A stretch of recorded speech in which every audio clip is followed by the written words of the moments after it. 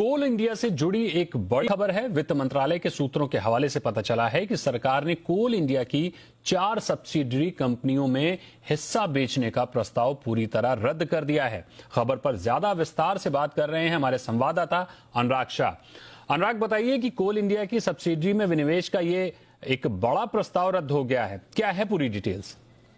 वित्त मंत्रालय के सूत्रों से जो जानकारी मिल रही है उसके मुताबिक जो कोल इंडिया की 4 सब्सिडरीज में हिस्सा बेचने की जो प्रस्ताव था उसे पूरी तरह से रद्द कर दिया है। 4 जो कोल इंडिया की सब्सिडरीज है, Western Coal Field, Eastern Coal Field और भारत कोकिंग कोल लिमिटेड, और इसके अलावा चौथी सब्सिडरी CMPDI, इन चारों सब्सिडरीज के अंदर जो हिस्सा बेचने की बातचीत हो रही थी, जो चर्चा थी, उस पर पूरी तरह से विराम लगाते हुए वित्त मंत्रालय ने इसके प्रस्ताव को रद्द कर दिया है। और यानी अब आगे चल के इन कंपनियों में किसी भी तरह का कोई हिस्सा नहीं बेचा जाएगा।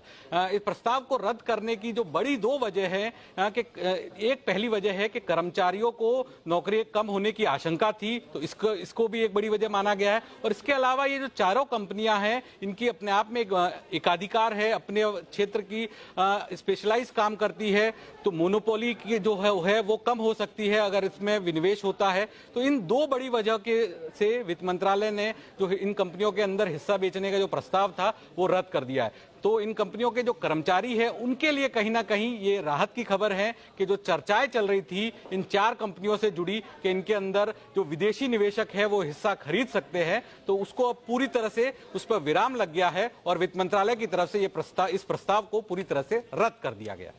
बहुत बहुत शुक्रिया अनुराग, इस खबर पर हमारे साथ जुड़ने के लिए।